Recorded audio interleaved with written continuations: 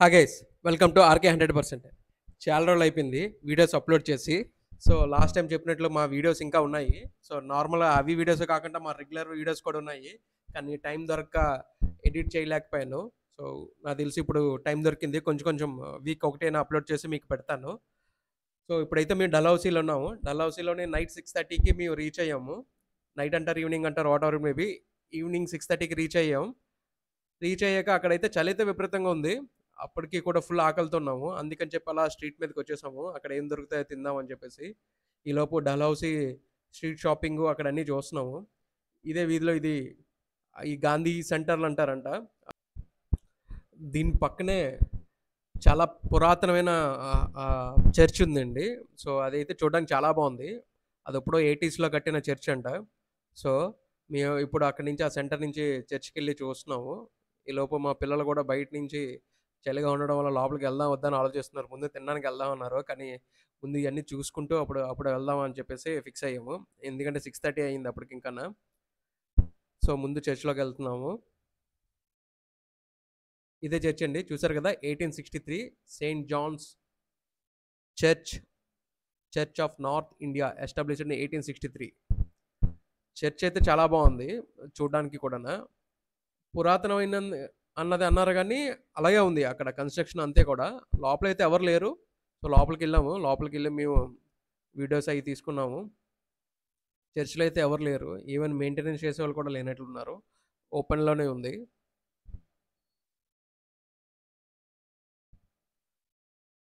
మా ప్రియ అయితే ఫొటోస్ ఏమి తీసుకోదు కానీ ఆ పక్క నుండి చూస్తుంది. తనే ప్రియ. ఫొటోస్ వీడియోస్ ఏమి తీసుకోదంట. సో తను సోలో ట్రావెలర్ కదా. సో అలా ఎక్కడికి వచ్చినా ఏమొచ్చినా చూడడమే తప్పించి ఫొటోస్ వీడియోస్ ఏమి తీసుకునేది కాదు. మా బలవంతం మీద ఇంకా కొన్ని తీసుకునేది తప్పించి లేదంటే అసలు తీసుకోపోదును. మేము వెళ్ళింది ముందు కూడా కరెక్ట్గా క్రిస్మస్ ముందు వెళ్ళాం కాబట్టి సో ఆ డెకరేషన్స్ ఆ ఈవెంట్స్ ఏవో అవుతున్నాయి. హే అనీషా ఇక్కడ డ్యాన్స్ వేస్తుంది నేను వీడియో తీస్తుంటే. మా రమేష్ కూడా అప్పుడే లోపలికి వెళ్ళాడు, చూస్తున్నాడు చాలా బాగుంది అది అని చెప్పేసి. ఇక్కడ వైజాగ్లో కూడా పాత చర్చిలు ఉన్నాయి కానీ ఇక్కడ కూడా చూసాం కానీ ఇది చాలా బాగుంది ఇక్కడ ఉన్న వాటి కన్నా. ఇంకా చర్చి దగ్గర నుంచి బయటకు వచ్చేసి మేము డల్హౌసీ స్ట్రీట్ షాపింగ్ చూస్తున్నామండి. షాప్స్ కూడా పెద్దగా ఏం లేవు. మహా అయితే ఒక 20-30 షాప్స్ ఉంటాయి. డల్హౌసీ స్ట్రీట్ షాపింగ్ అంతా కూడా 1 km లోపే ఉంది అంతా కూడా. అంటే ఈజీగా నడుచుకొని చూసేవచ్చు. తినడానికి కూడా పెద్దగా ఆప్షన్స్ ఏం లేవు. 2-3 దాబాలు ఉన్నాయి. ప్లస్ స్ట్రీట్ ఫుడ్ ఉన్నాయి అంతే. ఆ స్ట్రీట్ ఫుడ్ కూడా చాలా కాస్ట్లీగా ఉంది. ఒక 2 చికెన్ లెగ్ పీసెస్ 150 రూపీస్, 200 అలా చెప్తున్నారు. చికెన్ ఎక్కువ రేట్ ఉంది యాక్చువల్లీ అక్కడ. మిగతా పెద్దగా షాప్స్ ఏం లేవు. ఇలా గిఫ్ట్ ఆర్టికల్ షాప్స్ ఒకటో రెండో ఉన్నాయి. అవి కూడా అక్కడ కూడా చాలా ఎక్కువ రేట్లు ఉన్నాయి. మన దగ్గర అయితే అక్కడ కొనే ఒక ఐటమ్ తోటి 2-3 ఐటమ్స్ వస్తాయి. ఎందుకంటే మన అసలు బడ్జెట్ ట్రిప్లు కాబట్టి సో జాగ్రత్తగా అన్నీ చూసుకున్నాము.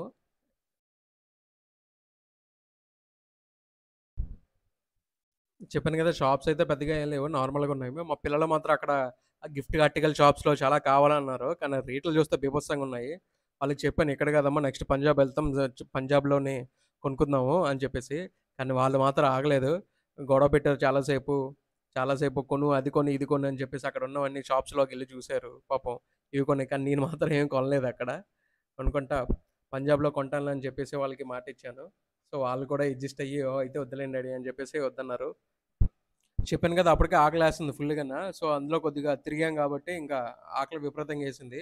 వెంటనే ఒక రెస్టారెంట్ దగ్గరికి వెళ్ళాము. రెస్టారెంట్ దగ్గరికి వెళ్ళి అక్కడ ఫుల్గా కుమ్మేసాము. సో అదే రెస్టారెంట్లో బయటన మట్కా చాయ్, తండూరి చాయ్, తండూరి చాయ్ అని ఒకటి చేస్తుంటే రేవతి తాగుతానన్నది. సో అయితే రేవతి గురించి ఒక తండూరి చాయ్ చెప్పాను. సో తను తాగి చెప్తుంది చాలా బాగుంది అది అని చెప్పేసి. ఓకే అని చెప్పేసి నన్ను కూడా తాగమంది కానీ నేను జస్ట్ సిప్ చేశాను, ఎక్కువ అయితే తాగలేదు. టీని అయితే రెగ్యులర్గా చేశారు. ఆ టీని ఏం చేశారంటే వేడి టీని ఆ ఇత్తడి దాంట్లో వేశారు. చూసారు కదా, ఆ ఇత్తడి దాంట్లో వేసి బాగా కాల్చిన మట్టి గ్లాసుని మాత్రం అందులో పెట్టారు ఆ టీలోని. సో దానికి ఆ ఫ్లేవర్ బాగా వచ్చింది. సో ఆ ఫ్లేవర్ బాగా రావడం వల్ల అది తండూరి చాయ్ అంట. టేస్ట్ అయితే బాగుంది. రెగ్యులర్ మనం తాగే టీ కన్నా అదైతే చాలా బాగుంది టీ.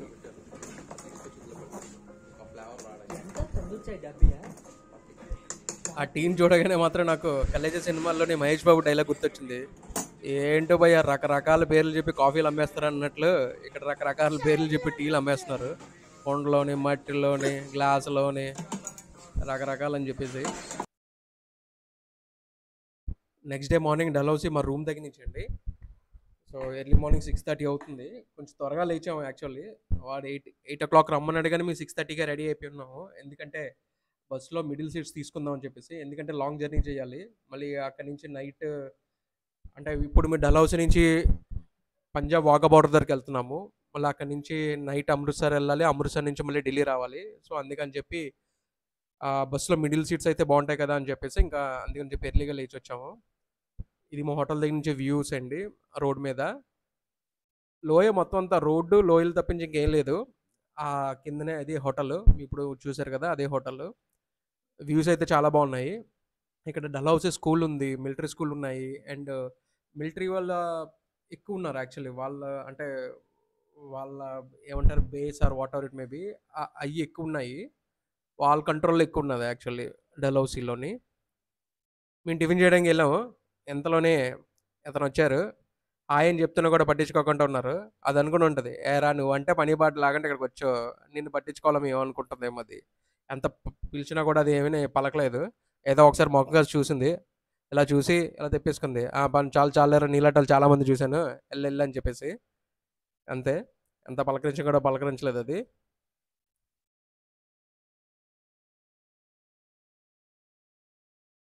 ఆఫ్టర్ 6 hours జర్నీ తర్వాత మేము పంజాబ్ వాఘా బార్డర్ దగ్గరికి వచ్చేసామండి. వాఘా బార్డర్ దగ్గర వచ్చి పార్కింగ్ చేసాము. ఇక్కడ ఏంటంటే వాఘా బార్డర్ తెలిసిందే కదా, ఇండియా పాకిస్తాన్ బార్డరు. సో మా వెహికల్ మా టెంపో అయితే అక్కడ బస్సు అయితే పార్క్ చేసాడు. మేము ఇప్పుడు అక్కడ గేట్ దగ్గరికి వెళ్తున్నాము త్వరగా. ఎందుకంటే 5కి స్టార్ట్ అయిపోతుందంట. మేము ఎంత 4:30గా 4:15గా రీచ్ అయ్యాము. సో మీ అందరు త్వరగా పరిగెడుతున్నాము. ఈలోపు మధ్యలో మేము ఎక్కడైతే లంచ్కి ఆయామో అక్కడ టాటూస్ వేస్తున్నారు, ఇండియా టాటూస్. సో లితీషా అనీషా ఇద్దరు వేయించుకున్నారు. నేను కూడా చేతి మీద టాటూ వేయించుకున్నాను ఇండియన్ ఫ్లాగ్ది. సో ఇప్పటి నుంచి మేము అక్కడి నుంచి త్వరగా పరిగెట్టుకుంటూ వెళ్తున్నాము. ఎందుకంటే సీట్లు కొంచెం ముందుగా వెళ్తే ముందులో కూర్చోవచ్చు కదా అని చెప్పేసి, దగ్గరగా దొరుకుతాయి కదా అని చెప్పేసి. అక్కడి నుంచి నియర్లీ నాకు తెలిసి ఒక 1 km నడాలి పార్కింగ్ దగ్గర నుంచి. సో మేమైతే త్వరగా ఫాస్ట్గా నడుస్తున్నాం. అదేనండి ఇప్పుడు లైన్ ఎంట్రన్స్లోకి వెళ్తున్నాము. ఇక్కడైతే టికెట్స్ ఏం లేవు, అంతా ఫ్రీయే. మనం డైరెక్ట్గా వెళ్ళిపోము. బట్ చెక్కింగ్ ఉంటుంది, 2 సార్లు చెక్కింగ్ ఉంటుంది. సో ఎందుకంటే మిలిటరీ పాకిస్తాన్ బార్డర్ కదా. సో అదేనండి అక్కడ అది స్టేడియం లాగా ఉంటుంది, గ్యాలరీ లాగా, దాని బ్యాక్ సైడ్. సో ఇది ఇప్పుడు మేము వచ్చేసాము ఇక్కడికి. సో ఇది ఇందాక మీరు చూసారు కదా కోట, ఆ ఒక బిల్డింగ్ లాగా ఆర్చ్ ఇదేమాట. సో దీనికి దాని బ్యాక్ సైడ్ మేము ఇక్కడ కూర్చున్నాము గ్యాలరీ లాగా. మీకు అటువైపు ఇప్పుడు ఫ్లాగ్ కనిపిస్తుంది కదా, పాకిస్తాన్ ఫ్లాగ్. అక్కడి నుంచే అటువైపు ఆ ఫ్లాగ్ దగ్గరని ముందు నుంచి పాకిస్తాన్ బార్డర్ స్టార్ట్ అయిపోతుంది. అంటే అక్కడ 2 గేట్లు ఉంటాయి, ఒకటి పాకిస్తాన్ గేటు, ఒకటి మన గేటు. సో ఇక్కడైతే ఇప్పుడు ప్రస్తుతానికి ఇంకా 5 అయింది. ఎగ్జాక్ట్ 5 అయ్యేటప్పటికి ఏమైందంటే ఫ్రంట్ ఎవరైతే ఉంటారో వాళ్ళని పిలుస్తున్నారు ఆర్మీ వాళ్ళు. పిలిచి వాళ్ళకి ఏంటంటే ఒక ఛాన్స్ ఇస్తున్నారు, ఫ్లాగ్ పట్టుకుని ఆ ముందు వరకు ఆ గేట్ వరకు వెళ్ళి, మన ఇండియా గేట్ వరకు వెళ్ళి మళ్ళీ రావాలి. సో అది ఏంటంటే ఓన్లీ లేడీస్కే. సో నాకు ఇది ఎవరో చెప్పారు, లేదా యూట్యూబ్లో చూసాను సంథింగ్. ఎందుకంటే ఈలోపు మా రేవతికి పిల్లలకి సంఘమిత్ర వాళ్ళకి చెప్పాను. సో మీరు ముందుంటే మీరు వెళ్ళొచ్చు అని చెప్పేసి. సో వాళ్ళు వెళ్ళారు, వాళ్ళకి ఆ ఛాన్స్ దొరికింది. ఆ లోపలికి వెళ్ళేటప్పటికి వాళ్ళు ఆ ఫ్లాగ్ పట్టుకొని అటు ఇటు తిరిగి, ఇందాక చెప్పాను కదా బిల్డింగ్ ఇదే. సో ఇలాగా వాళ్ళైతే పట్టుకొని ఫ్లాగ్ పట్టుకొని ఇద్దరు కూడా మొత్తం ముగ్గురు కూడా అక్కడ ఈ రోడ్లో పరిగెట్టారు ఆ గేట్ వరకు. ఇది ప్రౌడ్ మూమెంట్ అండి. రేవతి, అనీషా, లితీషా ముగ్గురు కూడా ఫ్లాగ్ పట్టుకొని ఆ గేట్ వరకు పరిగెట్టారండి. అక్కడ ఏంటంటే బ్యాక్గ్రౌండ్లో మ్యూజిక్ ప్లే అవుతుంటుంది, అంటే దేశభక్తి పాటలు వేస్తుంటారు. ఆ మ్యూజిక్కే మనకి ఒక రకమైన వైబ్ వచ్చేస్తుంది. సో ఒక రకమైన ఫీలింగ్ కూడా. సో అక్కడ ఇంకా ఎవరు ఆపలేము. ఇంకా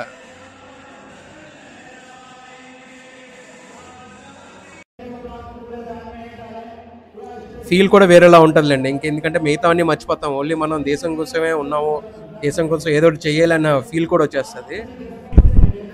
మేము కూర్చున్నప్పుడు అయితే చాలా తక్కువ మంది ఉన్నారు, కానీ మేము కూర్చున్న ఒక అరగంటలోనే మొత్తం గ్యాలరీ అంతా కూడా నిండిపోయింది. రైట్ సైడ్, లెఫ్ట్ సైడ్ అంతా కూడా. అక్కడ విఐపి గ్యాలరీ కూడా ఉంది. అక్కడ విఐపి అంటే వాళ్ళ రికమెండేషన్స్ వాళ్ళు పంపిస్తారు. ఆ ఫ్లాగ్స్ పట్టుకొని పరిగెట్టే ఛాన్స్ మాత్రం ఓన్లీ లేడీస్కే ఉందండి, వాళ్ళకి మాత్రమే ఇస్తారంట.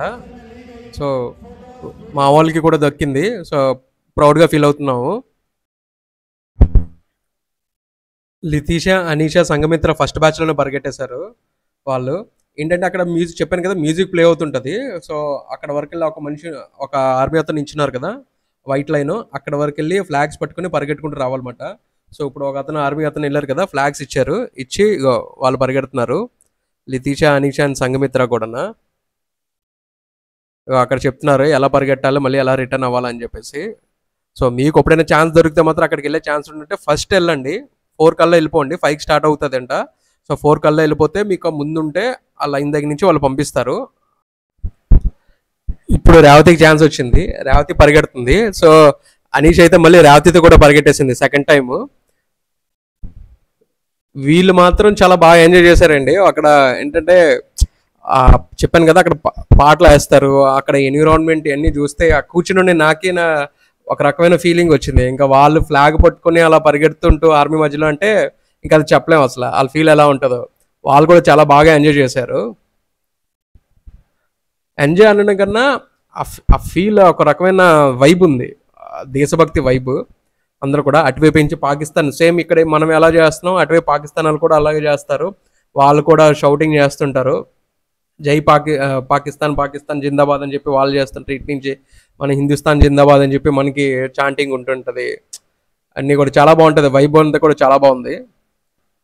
ఈ ఫ్లాగ్స్ పట్టుకొని పరిగెట్టే ప్రాసెస్ అంతా కూడా 5 మినిట్స్ అండి. ఒక సాంగ్ ఉంటుంది, ఆ ఒక్క సాంగ్కి ఎంతమంది అయితే వెళ్ళి రాగలరో అంతే పెడతారు, ఇంకా ఆ తర్వాత ఆపేస్తారు.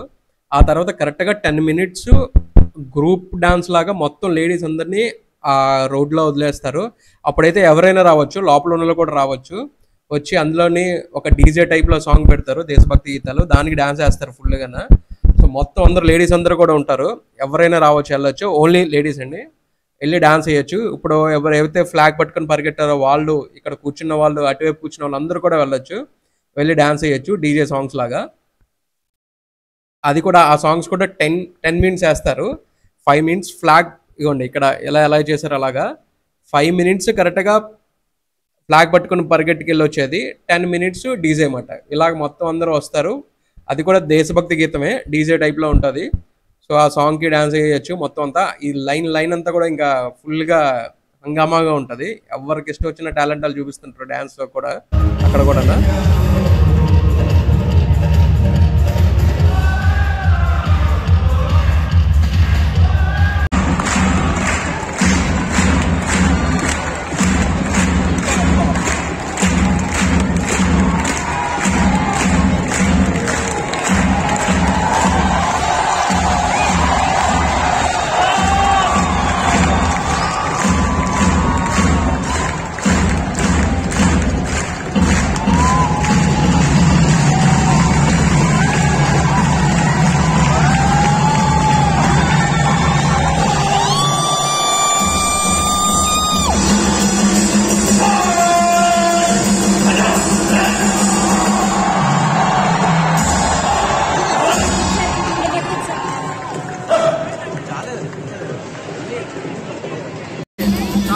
అంతగా ఎక్కకూడదు,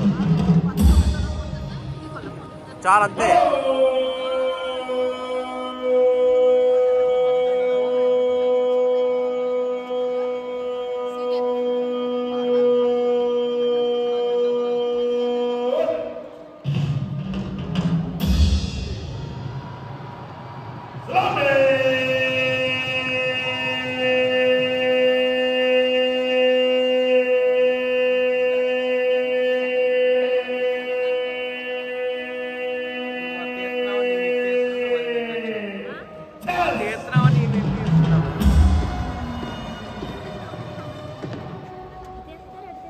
రెండును అటు ఇటు అన్ని ఫ్లాగ్లు తీస్తాను.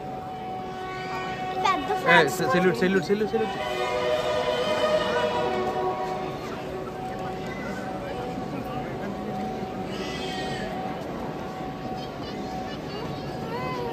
సెల్యూట్ నిషా.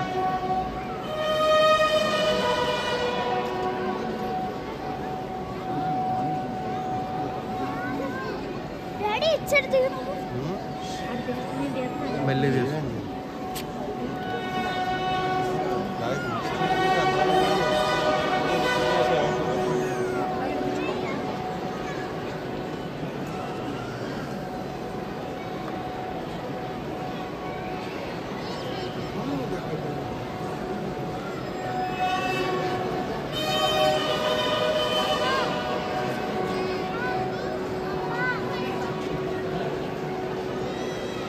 ఇగో అటువైపు చెప్పాను కదా ఇందాక, అటువైపు ఉన్నది పాకిస్తాన్ గేట్ అండి. అంటే మన గేట్ ఒకటి ఉంటుంది, అటువైపు ఒకటి పాకిస్తాన్ గేట్ ఉంటుంది. సేమ్ ఇక్కడ మన దగ్గర ఎలాంటి అయితే యాక్టివిటీ జరుగుతుందో అటువైపు కూడా పాకిస్తాన్ ప్రజలు వాళ్ళు వచ్చి వాళ్ళ ఫ్లాగ్ని పట్టుకొని వాళ్ళు చేస్తుంటారు. వాళ్ళ ఫ్లాగ్ అది ఊపుతున్నారు. మన దగ్గర ఉన్నంత క్రౌడ్ అయితే వాళ్ళ దగ్గర లేదండి, చాలా తక్కువ మంది ఉన్నారు వాళ్ళ వైపు. సో అది అయిపోయిన తర్వాత మేమైతే బయటకు వచ్చేసాము. మీకు కంచూపు మేరలో ఇప్పుడు కనిపిస్తుందంతా కూడా అటువైపు ఫెన్సింగ్ లాగా కనిపిస్తుంది కదా, అదంతా పాకిస్తాను బార్డరు. సో అంటే కంచూపు మేరలోనే కనిపిస్తుంటుంది ఆ బార్డర్, పాకిస్తాన్ బార్డర్ కూడా. అటువైపు కూడా జనాలు ఉన్నారు. అంటే ఇప్పుడు మనం ఇటువైపు అయితే ఎలా ఉన్నామో అటువైపు కూడా జనాలు ఉన్నారు, పాకిస్తాన్ వాళ్ళు కూడా. ఎవరైనా కొత్తగా చూస్తున్నట్టయితే please like, share and subscribe. Thank you for watching this video. కానీ గంట కొట్టడం మాత్రం మర్చిపోకండి.